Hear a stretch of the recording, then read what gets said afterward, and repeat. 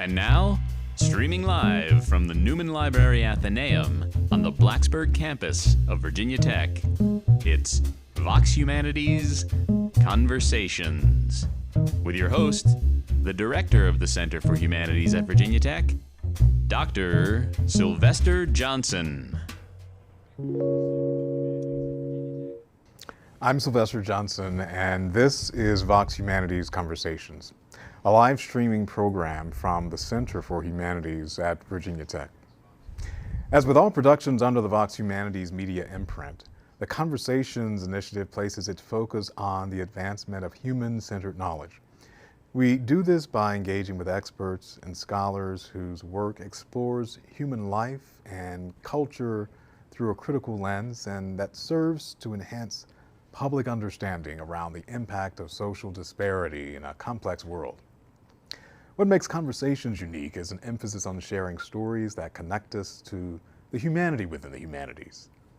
For each episode, we'll invite one or more guests to open a window onto the story of their scholarship, both the story that stands behind their work and the story that lives within.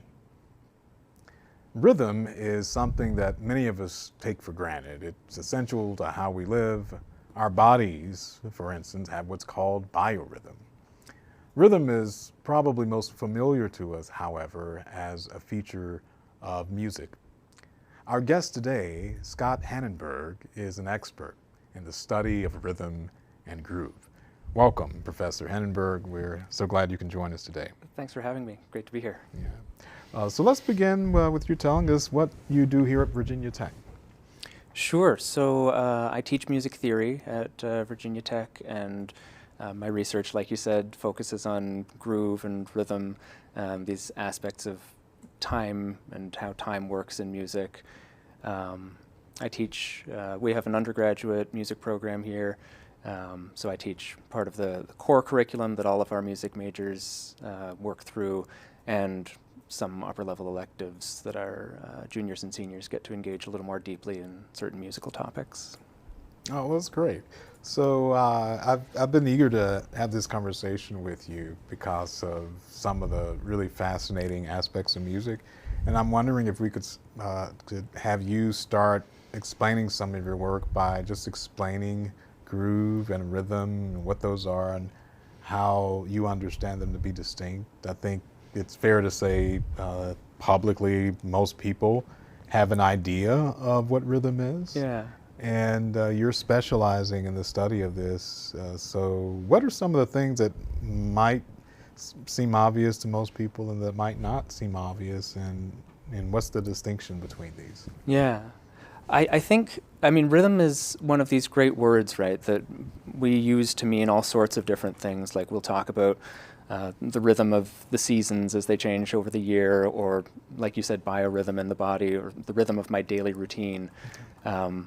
And I think rhythm in music theory conversations starts to get a much narrower meaning, and we're talking about, like the rhythms that you might see written out on the page in a piece of music that you're reading, or rhythm as something that, I'm hearing this syllable that someone's singing lasts longer than the next syllable, and I can talk about the difference in how long things last, and that's rhythm in music. But then we've got all of these other words that I think have less of a life outside of talking about music, words like meter and tempo, and these all have their own very specific meanings within music theory. So meter, for example, is something that our brain does to make sense of the rhythms that we're hearing. It comes up with patterns so that we can get into the groove, if you like. Okay. So that we can start to feel like I have an expectation of how the music's going to keep on going after I've heard a few seconds of it. Groove is probably one that's somewhere in between. I think I use groove in a very specific sort of sense in my research, but groove is something that means all sorts of different things to all sorts of different musicians and non-musicians, right? So groove is something, your body can groove on the dance floor. But groove is also something that I would use to talk about that sort of regular cycle that you get in a lot of music, that sense of expectation that you can develop as you're listening to something. Yeah, that's fascinating. There's a lot of subtlety. You and I were chatting a little bit before the show, and I was reflecting on what I think is one of the best, not the best, commencement talks I've ever heard. Yeah. And it was one by Quincy Jones, who this was back in the early 2000s, and lots of people were downloading music online with things like Napster. It had just started happening. Mm-hmm. And first thing he did was make us all stand up and raise our hands and promise to stop pirating music. and then he went on to make his main point about the importance of music in our lives. And I think at the time a lot of schools were actually taking out music from the core curriculum of instruction and treating it as some little side optional thing. Yeah.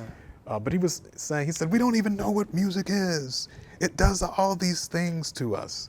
And we haven't even understood it yet, and we're already cutting it out of our curriculum. Yeah. But I think it was the first time I was really prompted to consider the complexity of what can often seem very obvious, even though it is, and it's like, what is music actually? And so one of the things I love to ask people who spend a lot of time studying or making music or immersed in it is what you think it is. Mm-hmm. Is it the same thing as speech, or is it somehow different from speech? So how do you think about this? It may sound like a silly question, but what is music? But I'm really curious about your thinking about it. It feels like a big question, and it feels like the sort of question that has a lot of different answers, like different answers for maybe every different person. Mm-hmm. And I think it's really interesting that you say, like, I would agree with you.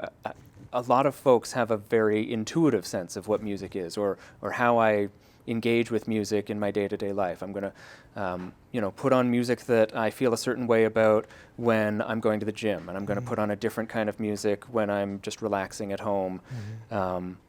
So music can be so many different things in different parts of our day. Mm-hmm. So the music-speech connection is interesting. A lot of music has lyrics, some music is instrumental. Mm-hmm. So the speech connection is definitely there when we talk about songs that have that vocal component. But I think music is something that's so special because it hooks into so many different parts of our brain and our bodies. So music is, I forget where I heard this, but this idea that learning music can be a really effective tool for supporting all different kinds of learning, especially for children when they're starting to make sense of the world in all sorts of different ways, because it activates so many different parts of the brain. Because music it's tapping into that sense of rhythm, of pacing, of regularity. That has connections to how we move. It has connections to, weirdly enough, the system that regulates balance in our ears. Really? But then also thinking about, it lights up those speech centers, it lights up the parts of the brain that are thinking about meaning. It's all over the place. And it does this all in one activity. So I think that's why it can be such a tough question to answer. What is music? Well, it's all of these different things, all somehow packaged together. Yeah, that's very helpful. I think it's fascinating for me to consider the difference, and I'll give you a couple examples of what I mean, the difference between speech and music, and then we're going to circle back to the rhythm and groove. So this is just me casually observing this. If there are experts out there who hear me say something wrong, I'm giving my disclaimer. I'm not an expert on the study of music. But people tend to not like to hear someone repeat the same thing over and over. If I walk into a classroom and give the same lecture, or if every time you talk to me, I call you on the phone and I give you the same conversation, you're going to stop answering your phone. Okay, call, right? yeah. But we love to hear the same songs over and over again. In fact, I remember back when people listened to the radio before streaming, so way back when the dinosaurs roamed, DJs would be paid to play a new song over and over and over again. Yeah. Sometimes 3 or 4 times an hour, because what they knew is that, people, the brain will latch on to something. We like music the more familiar it is. And we don't have a problem listening to the same song over and over again. In fact, we like it Yeah. as we hear it more. Absolutely. But it's the opposite. If you hear me say the same thing every time you see me coming, I have the same conversation with you, you will start to avoid me. And so, that's kind of one example. And another example is you think of classical opera, which is opera in Italian. Anyone can enjoy, or think of Gregorian chant. And you don't speak Latin maybe, but you can listen to Gregorian chant and have some great, satisfying experience of it without knowing any Latin. So it doesn't work if I just start talking to you in Latin, and after a while you get annoyed. It's like, but what do you think of this distinction and difference? And, That's and what do really you think? interesting. I think I'd have to give that some thought. But a couple of things come to mind. One is, I think there's exceptions. Like, you're right. If you come up to me and you want to tell me the exact same story every time that we meet, and especially if it's a longer story, I might get bored of it, right? But there's exceptions. So there's I'm someone who loves to reread a book that I really like. Yes. A couple of years go by and man, it's been a while since I read that. I want to pick that up again and hear that story again. And it's just the same sort of thing. It's a long story with just words to go along. Right? But it doesn't, maybe it doesn't get old. Or I'm thinking about, these sorts of moments, like certain holidays that happen at the same time every year, and we tell the same stories, or maybe we sing the same songs. Yes. But there's some elements there that are true for whether it's music or not. Or even day-to-day things like, hi, how are you? Oh, I'm good, how are you? we never get sick of saying that to each other, right? That is true. That is true, yeah. But you're right though, that there is something else there, and I wonder if it's, maybe we're looking for something that when we're hearing someone talk, we're trying to not just listen to what the words that they're saying are, but what the words mean, how they go together, and how they are giving us information about something. You're telling me a story, and I'm wondering, is this something bad that happened to you, and I want to ask questions on how I can help or be sympathetic, or you're telling me something that's really exciting, and I want to, go and have that experience for myself later on. But those are kinds of information that I'm listening for. With music, I wonder if there's something else that we're listening for, like we're listening for the experience of just having it happening, washing over us, or, going to the gym, getting me excited, getting me pumped up, going out, to the dance club, and the same sort of thing, having the music just like inspire a feeling. It's not information that I'm looking for in that experience. Yeah, no, and it's also, as you said earlier, music doesn't have to have words. Right. Right, but I think maybe it's fair to say speech does. I'm sure someone out there who's a linguist will send me an email saying, well, actually, it's more complex than that. So, and of course, speech also has rhythm, right? So you're talking about rhythm and very specific phenomena that are happening in these musical structures, and your research has you to move more deeply into some subtleties.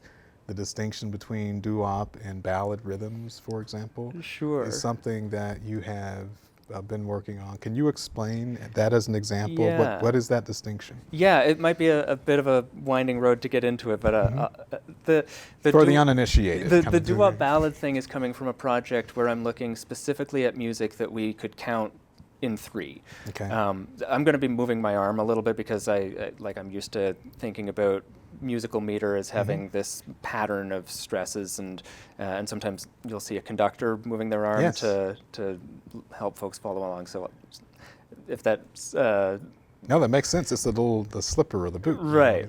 So in 3, the pattern that I would use is 1, 2, 3, 1, 2, 3, and like a doo-wop shuffle sort of groove. It's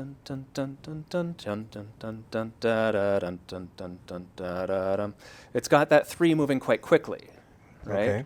But that 1, 2, 3, 1, 2, 3 is a way that we can find something that's regular, something that's part of that music's groove. Yeah. There's going to be all different layers that are, working together. So at a slower layer, I could count 1, 2, and 3, and 4, and 1. So it's not only in 3, but there's an element in there that we count in 3, that's in 3 in that music. A ballad would be another example. but maybe that ballad 3 moves much slower. So yum, dum, dum, dum, dum, do da da dum, dum, dum. And these different grooves, I'm doing a little bit of research right now, looking to find a couple hundred songs that all have some aspect that's in 3, and then to ask, what are all of the different instruments doing that helps us to recognize that 3, that helps us to place it within all of those different layers that are happening, and the speed of it, the different ways that the instruments are giving particular cues for our ears to pick up on. I'm just trying to get a whole mess of data, really, and make some sense of it and think about what makes the doo-wop groove exactly what it is. Like, that speed is one big part of it, but there's also elements of, the piano might be more likely to be playing the 1 2 3 1 2 3 rhythm than a guitar. Okay. There's specific instruments become more associated with certain genres and become more associated with telling us what's happening at different layers of the groove of the cycle. So it's a lot to unpack, but that's where that's coming from. So as I'm listening to you explain that, you're making me think about something, as a question I've heard people tender toward mathematics, that it's philosophical, not just philosophical, but have humans created math and imposed it onto the world, or is mathematics inherent to the structure of the world, and humans have we've discovered it, we found it. Right. And so if you think about rhythm, say, I'd ask a similar kind of question. Is this rhythm already there? You did say that with the meter, specifically, that's something that our brains are doing to rhythm, so that we can interact with the rhythm. But the rhythm is already there. So is it something you think is already inherent to the structure of our reality, of our world, or is it something that we've just come up with and have projected onto the world? I think the rhythm meter distinction is exactly how I would try and tease that apart. Like, rhythm is something that's going to happen in the environment, or that's going to happen in a performance, depending on where the rhythm's coming from. But I could describe, if I had enough time and detail, I could describe the rustling of the leaves in the trees as having a rhythm, a very complicated, involved rhythm, because there's so many little sounds going on there. But that's just something that's happening, and rhythm could describe what's happening. Meter is going to be something else, where meter doesn't happen outside of us in the world, I would say anyways. Some folks would argue with me, I think. For me, meter is something that doesn't happen until that rhythm has been processed into our brains, and our brain is trying to look for patterns in it. And I don't, the leaves in the tree example would probably be too random and complicated for me to come up with a meter that describes that. But this music is organized in ways that I can count 1 2 3 1 2 3. That's not necessarily something that's going to be the same for everyone. Two people might count that music differently, but my brain is making sense of those patterns and making meter in that particular way. So you've also emphasized corpus-based analysis in your research. Can you tell us what this is and why it's important to the work you're doing? Yeah, so corpus is really just a word that means I'm collecting a lot of songs and looking at all of them and asking the same questions of all of them. Music theory research tends to, I think it's multidimensional, but one dimension of it is definitely this spectrum from theory on the one hand, where we're asking questions about what is true a lot of the time, what is generally true, and analysis on the other hand, where I'm going to look at this exact song or these 30 seconds of this song because it's so strange and interesting, and I really want to dig into all of the detail there. And so corpus study, I would say, is closer to the theory side of things, where I'm trying to not necessarily get all of the detail out of every single song, but pick it over for some of the relevant details and do that, like I say, for a couple hundred songs, and hope that some patterns emerge there that tell me something about music more broadly. When you're working with a large number of songs, are you, It's got to be a terribly naive question. I'm just curious. Do you listen one by one as the human to each song? Do you use any software to assist in analyzing any of this or any data visualization? So what happens in the day-to-day? So I listen song by song. Okay. And that's the reason why I'm listening to a few hundred songs and not a few thousand or a few tens of thousands of songs. A few hundred still sounds like a lot. Well, but those projects exist too that go for Okay. the thousands or tens of thousands range. Okay. And I think usually when that's the case, some computerization is involved in that process, some algorithm that's trying to, run a program and tease apart specific things that it's noticing. So yeah, you could definitely go even further into the generalizable realm with the help of computers. Wow. So you also do teaching in addition to the research, as you were mentioning earlier. So can you tell us how you arrived at this point of becoming an academic? At what point in your earlier experiences did you decide, I'd like to teach music or I'd like to research music? How'd that happen? Sure. Well, so I started teaching in some sense of the word as a teenager. Okay. I was lucky to grow up in a pretty musical household. My dad owned the local music store in the small town where I grew up. So I learned guitar was one of the first instruments that I learned with, some amount of depth. And so I'd teach guitar lessons at my dad's store after high school some days.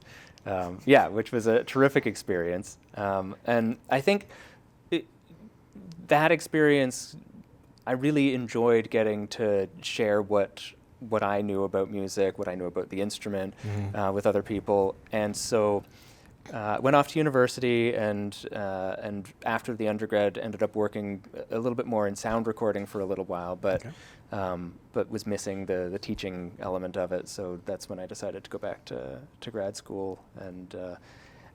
And grad school was funny too because I'm coming from more of a popular music kind of background, playing guitar in bands and that sort of thing.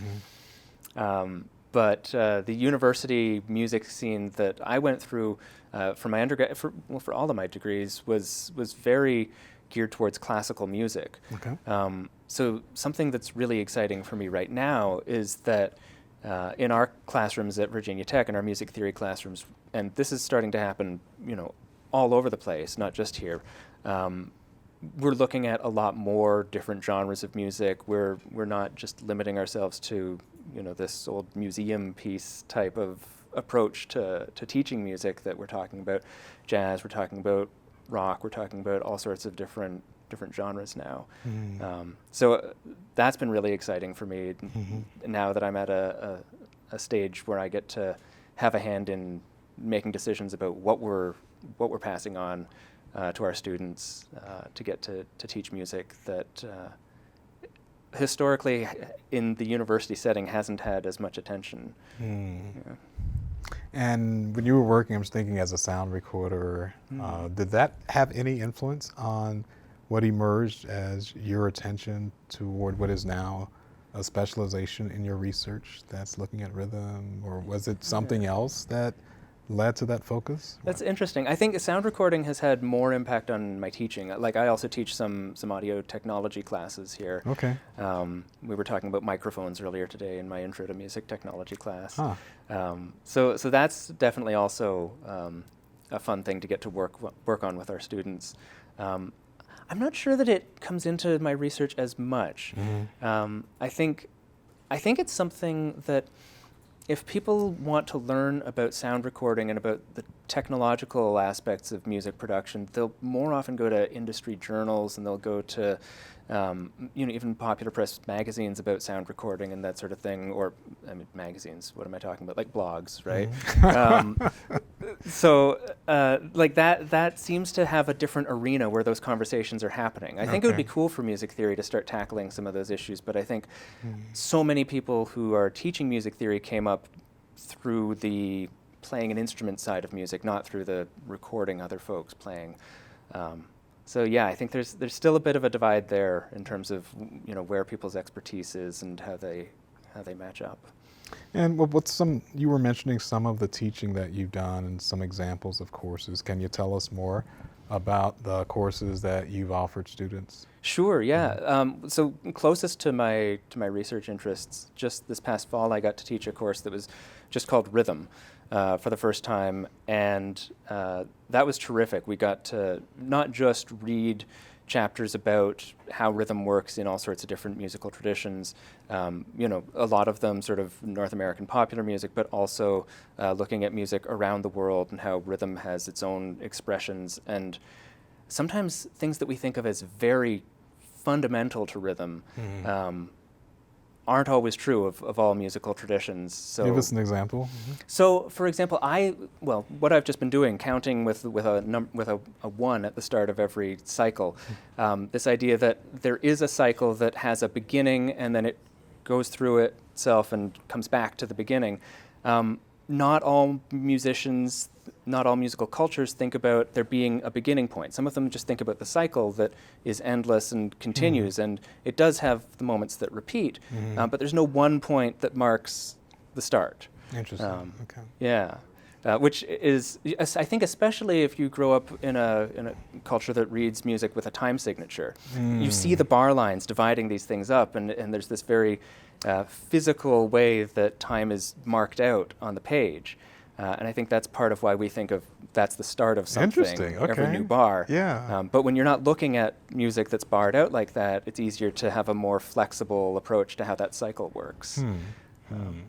Yeah, no, that is fascinating. I had not thought about that, but you're right. It shapes the practice of representing the music visually is actually shaping what we think the phenomenon is, Yeah. whether it has a beginning or end. And it all sort of goes together, right? The practice of how it's visual, but also how I'm moving my body to it, how a conductor is moving, how we count. We give numbers that start on 1, and we're always reinforcing that there's that sense of beginning. Interesting. Yeah. So are there elements of the experience of music that you think have shifted over time that maybe you encounter or you observe as you're teaching or as you're conducting your research or just from your own experience of music? Yeah, I've only been teaching at Tech this is my 4th year. So I think the way that I see my students engaging with music has been pretty consistent in that short amount of time. Yeah. And I don't want to, do the falling in love with an imagined past thing, but I have this sense that 100 years ago, people probably were making music more often than they are, listening to it on devices or listening to it on their speakers in the kitchen or whatever it is. I think there's been a shift away from doing music to consuming music. Okay. And I would say that's, if, over a longer historical span, that's one of the bigger changes that I think about sometimes. I know I've had these really rewarding experiences whenever I get to make music. It's something that, honestly, even right now, I don't do as much as I'd like to because I'm more often talking about music and not creating music myself, not participating in it as much. But I think that that's a really special experience and a really humanistic experience that a lot of folks aren't getting these days, and I wonder if that's changed over time.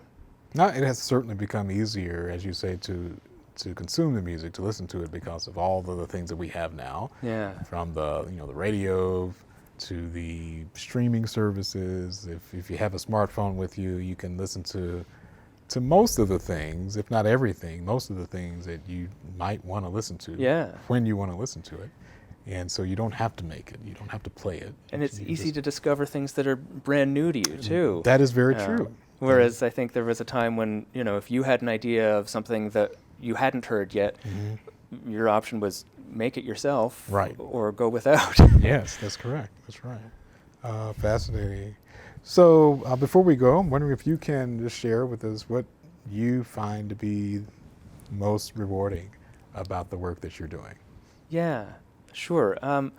I think that something that is so special about the rhythmic aspects of music is that they do tap into well, how our mind processes music, but also that gives us those opportunities for all those connections to the other domains of music. So, and I would say movement is the one that, I think we've all had that experience of you start hearing something, maybe it's familiar, maybe it's brand new, but you can't help but move to it. Music just inspires you to start moving along. And I think right now I'm at a stage of sort of mapping the terrain, what's happening in the music, but I'd love to be able to move in a direction that gets more towards how is it that the music taps into that, that sense of movement in us? How is it that music inspires us to feel so automatically and so deeply? Well, that is a great note on which to end. So thank you. Thank you, Scott, for joining us. And thank all of you who are viewing to join us for another episode of Vox Humanities Conversation. We want to invite you to explore other episodes on the Virginia Tech Center for Humanities YouTube channel. You can also listen to episodes of the Vox Humanities podcast, wherever you listen to podcasts. For information about the Humanities Center, visit the Virginia Tech Center for Humanities website. For more information about this and other media produced by Virginia Tech Publishing, please visit the publishing website at publishing.vt.edu. Thanks for watching, and we hope you will join us on a future episode of Vox Humanities Conversations.